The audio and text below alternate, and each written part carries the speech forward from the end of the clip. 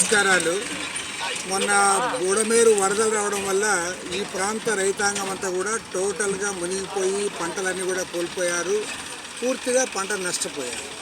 తర్వాత ఈసారేమో నిజంగా వరద వచ్చిన దాని ఫలితంగా ఈసారి పంట బాగా వచ్చిందని చెప్పి రైతులందరూ ఆనందం వ్యక్తం చేస్తున్న తరుణంలో ఈరోజు చాలా బాధాకరము.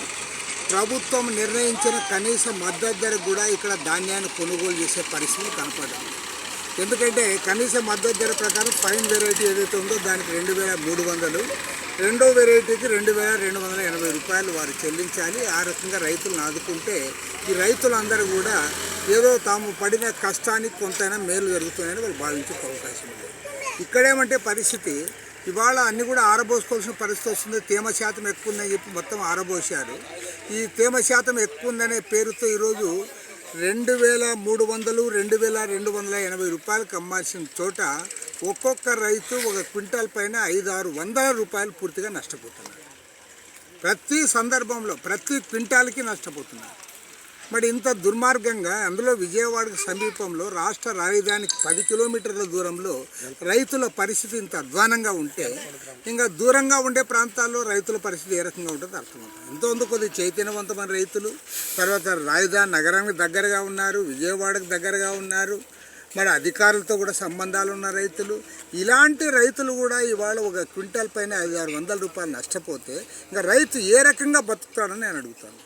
ఫస్ట్ పంట పోయింది, ఇవాళ వచ్చి సెకండ్ ఏదో పంట వచ్చిందని వాళ్ళ ఆనందంతో ఉంటే వాళ్ళు ఇవాళ సెకండ్ పంట అమ్ముకోలేని పరిస్థితుల్లో ఇవాళ నిజంగా ఒక్క మాటలో చెప్పాలంటే మిల్లర్ల దాక్షిణ్యాలకు రైతుల బతుకులు తాకట్టు పెట్టారు.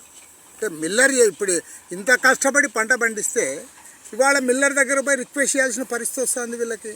కాబట్టి చాలా దారుణము. మరి ఇవాళ civil supplies minister Nadendla Manohar గారు వెంటనే స్పందించాలి. వ్యవసాయ శాఖ మంత్రి అచ్చెన్నాయుడు గారు కూడా స్పందించాలి. రేపు ఖచ్చితంగా వారిద్దరిని కూడా కలుస్తాం. రైతాంగానికి జరుగుతున్న అన్యాయాన్ని మీరు సరిదిద్దకపోతే మాత్రం ఖచ్చితంగా చెప్తా. ఎందుకంటే ఈ ప్రభుత్వం వచ్చిన తర్వాత రైతులకు ఎంతో ఆశలు పెట్టుకున్నారు. మొన్న ఎన్నికల్లో కూడా రైతాంగం అంతా కూడా వీళ్ళు రావాలని వీళ్ళ కోసం కృషి చేశారు. కానీ తీరా మీరు వచ్చి 10 నెలలైనా సరే రైతుకు మీరు చేసింది ఏమిటి? మీరు ఇస్తామన్న 20,000 రూపాయలు ఇవ్వకపోతే రైతు బాంధో ఏదో అని అన్నదాత సుఖీభావ్ అని మరి ఆ 20,000 ఇవ్వకపోతే తర్వాత ఇక్కడ ఇవాళ వాళ్ళ పంట పండితే ఆ పంట కొనుగోలు చేసే కూడా మీరు సిద్ధం కాకపోతే రైతు ఏ రకంగా బతుకుతాడని నేను అడుగుతాను. కాబట్టి ఏమంటే రేపు ఖచ్చితంగా ఇద్దరు మంత్రులు కూడా కలిసి ఇక్కడ మేము చూసిన విషయాలను వారి దృష్టికి వివరిస్తాం. వారు స్పందించాలి. స్పందించకపోతే మాత్రం రైతు సంఘాల ఆధ్వర్యంలో ప్రత్యక్ష ఆందోళనకు కూడా పూనుకుంటామని ప్రభుత్వాన్ని హెచ్చరిస్తూ ఉన్నాం.